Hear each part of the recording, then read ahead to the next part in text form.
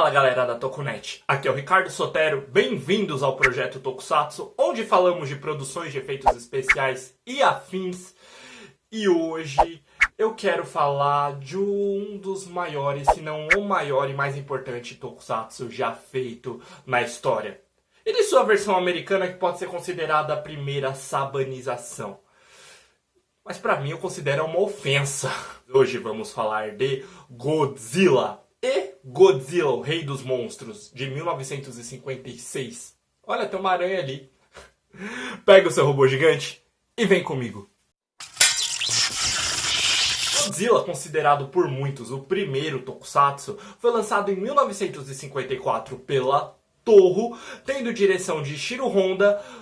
E claro, os efeitos especiais de ninguém mais, ninguém menos que Eiji Tsuburaya, que posteriormente viria criar o Ultraman. Com o roteiro de Takeo Murata, o filme foi lançado em 3 de novembro de 1954, se tornando um grande sucesso mundial. Mundial não, japonês, né? Tanto que os americanos decidiram licenciar o filme, só que como eles não podiam deixar outra cultura se sobressair da deles, eles tiveram sim que colocar cenas adicionais americanas, colocando um ator americano lá para interagir com a história. A gente vai falar disso depois. As cenas e a direção dessas novas cenas foram feitas por Terry O. Morse. E esse ator que viria integrar o elenco de Godzilla seria Raymond Burr, se eu não me engano. Eu só não consigo entender esse fetiche de americano de não conseguir gostar de outra cultura que não seja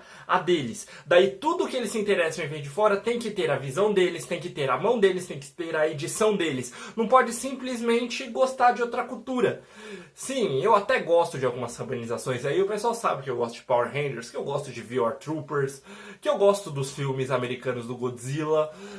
Só que, cara, eu não concordo com isso, né? Parece aquele cara que namora, mas ele quer pegar todas as garotas que passam na frente dele e ainda talaricar os amigos. Tipo, tudo tem que ser dele.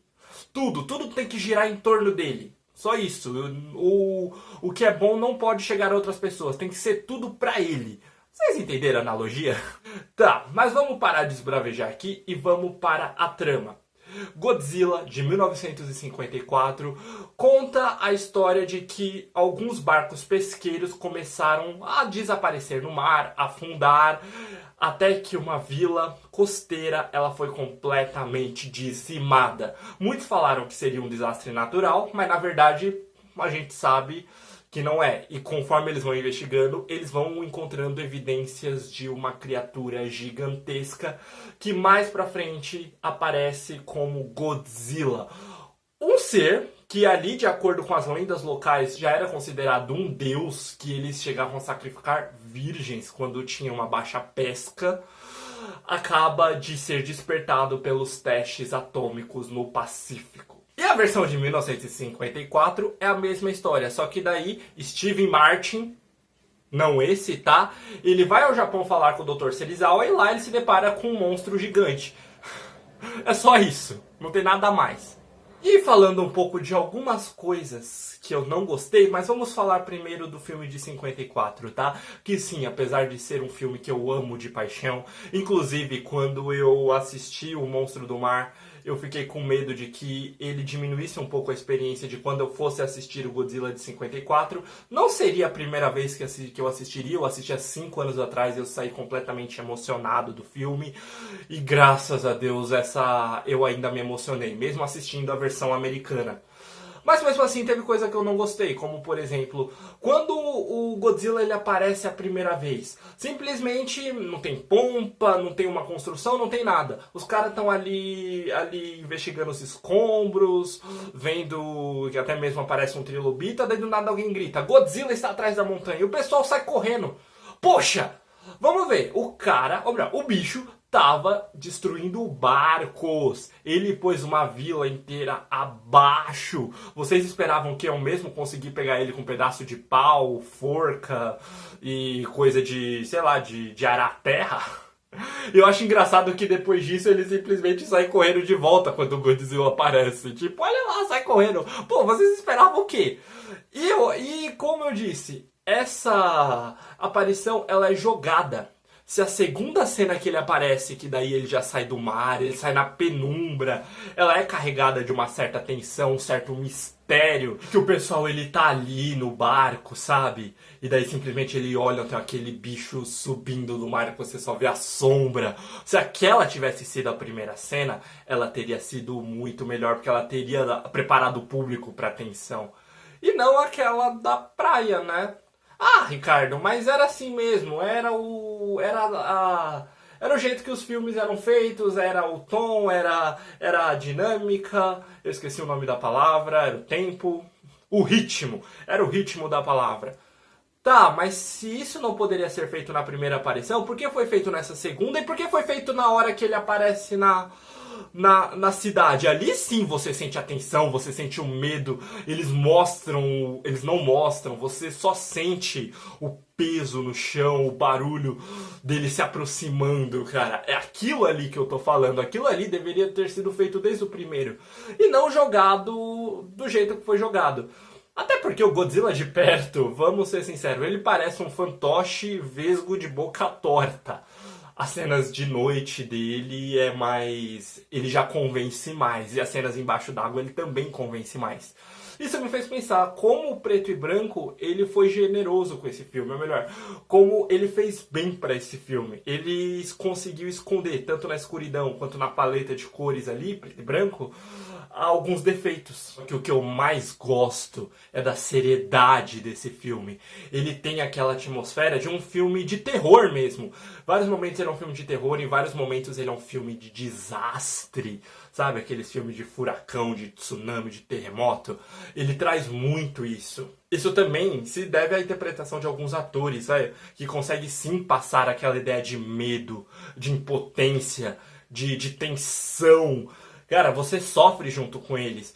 E vamos falar também das cenas. As cenas só contribuem. Tem as cenas de combate com o exército que você vê o quanto o ser humano ele é pequenininho. E também algumas cenas em que os civis, infelizmente, ficam na linha de fogo do Godzilla. Como, por exemplo, tem uma que o Godzilla ele aparece atrás do prédio. E na hora que ele aparece atrás do prédio, você só vê a silhueta das pessoas desesperadas na janela. Quando ele ataca a torre ali, que os repórteres estão ali fazendo uma transmissão ao vivo da passagem de Godzilla.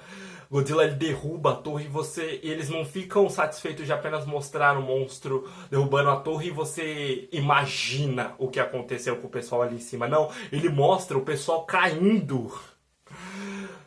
Mas aqui, as duas que mais me pegaram, uma foi uma mulher com seus filhos pequenos que ficou presa ali durante a passagem do monstro na cidade e simplesmente, eu não lembro se foi o bafo atômico ou se o Godzilla simplesmente destruiu, passou por onde ela estava. Mas, cara, na hora que você vê aquilo acontecendo, aquilo acaba com você. Assim como a cena também do pós-passagem do monstro. Que nada mais é do que uma cena que a gente vê hoje em dia no noticiário, quando falam de guerra, quando falam de desastre natural. Eles mostram, sim, pessoas morrendo, pessoas feridas, nossas crianças chorando. Cara, o filme é feito pra te deixar mal. Nessa brincadeira toda, eu fiquei pensando, como é que os japoneses receberam isso na época? Porque tanto a Segunda Guerra como a bomba de Hiroshima e Nagasaki estava muito fresco ali na mente deles, era muito recente. Godzilla foi lançado 9 anos após o atentado. Pô, tinha gente viva ali que viu e provavelmente foi ver o filme, cara. Nossa, eu imagino, se mexeu comigo, imagina com quem tava lá. Esse filme ele também não tem medo de pegar na ferida. Como assim? Cara, eles citam Hiroshima no filme, eles citam o medo nuclear, o medo de uma nova guerra, e essa nova guerra, ou essa nova arma meio que veio personificada em forma de Godzilla. Tem uma parte que é meio interpretativa também. Por exemplo, tem gente que fala que o Godzilla ele é uma crítica ao próprios Estados Unidos, que meio que jogou a bomba neles. Só que eu vejo que ele é muito mais um jeito do pessoal falar, ó, essas coisas, eles nos prejudicam, tanto diretamente quanto indiretamente. E antes de passarmos para aquela atrocidade da versão americana, eu gostaria de só citar o Godzilla, que eu lembro que uma vez eu vi um vídeo falando que na hora que o dublê ele foi interpretar, ele falou que ele só tava pensando como agiria um animal, como é um animal grande, desengonçado. Ele não é definitivamente mal. Ele só é grande e ele tá passando por tudo e tá reagindo a quem ataca ele. Sem contar que tem hora que ele passa também uma certa curiosidade no final, que ele fica olhando assim, parece realmente um gato, um cachorro quando eles ficam curiosos. O monstro, apesar de ser um cara vestido, apesar de ser vesgo, ele convence demais. Tanto em interpretação, quanto no jeito que abordaram nele. Godzilla é incrível. E isso vai pra algumas pessoas que têm preconceito com monstro, gente vestida de monstro em filme tokusatsu, tá? Tô de olho. Agora a gente vai falar de Godzilla, Rei dos Monstros, de 1956, porque o de 2019 era legal, ou simplesmente também chamado de Godzilla, o Monstro do Mar. O filme é um react, é só isso. O Steve Martin, ele vai pro Japão e lá ele fica assistindo o filme e comentando junto com a gente. As cenas são praticamente dele vivendo as mesmas cenas de longe e comentando. E a hora que ele não aparece, é meio que narração em off. Sabe esses vídeos do YouTube que o cara vai fazer review de um filme e ele conta o filme inteiro exatamente e só descreve as cenas? É exatamente aquilo ali. E às vezes quando ele tem que interagir com um personagem que estava no filme, eles usam dublê de corpo, geralmente com a cara tapada por alguma coisa ou de costas. E as cenas, olha só, estilo Power Rangers, as cenas dos próprios atores usados no filme original, só que dubladas, com uma dublagem horrível, porque parece Story Channel, sabe aquela dublagem de documentário de Story Channel? É aquilo. O que me fez pensar, ainda bem que eles não dublaram tudo. Tem coisa que eles não colocaram nem sequer uma legenda, cara. E esse Steve Martin aí, eu não conheço o Raymond Burr, parece que ele é um dos atores galãs da época. Ele não me convenceu, porque a cena que o Godzilla aparece, todo mundo sai correndo, ele fica olhando assim. Tipo, poxa, é sério mesmo? Você não vai ter nenhuma reação? É um monstro gigante, quantos vocês já viram na sua vida? E nisso tudo, o pior, que apesar deles ainda mostrarem aquelas cenas fortes do filme original, você não consegue mergulhar bem na história. Perde muito da atenção, perde muito do drama, perde até mesmo a crítica, porque é claro, né? Americano não ia deixar fazer crítica ao agora eu entendi por que vocês querem ficar editando esse filme, né? Ah, tô de olho, senhor Tio-san. Eu não vou terminar aqui com uma conclusão. Eu vou terminar com um conselho. Se você vai assistir um dos dois filmes, você pode assistir Monstro do Mar pela curiosidade, mas recuse imitações. Sempre vá ao original. Eu gosto de Power Rangers, gosto de VR Troopers, não sei de Beetleborgs, porque eu assisti um episódio e não passei 5 minutos. Mask Rider, então, nem se fala. Mas pela primeira vez eu tô falando, não vai na sabanização, vai no original. Até porque o original também é fácil de achar, inclusive de comprar. Eu acho que ele não tá mais aqui comigo. Não tá mais aqui, então não posso mostrar.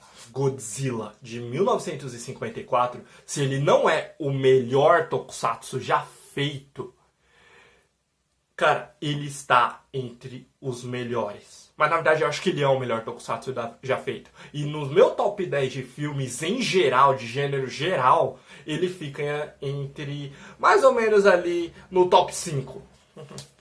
Aí, os cards que vieram. Então é isso. Fiquem bem. Você já viu Godzilla de 54 ou Godzilla, o Monstro do Mar? Deixa aí nos comentários. Fiquem bem. Valeu. Falou. Até uma próxima. Fui.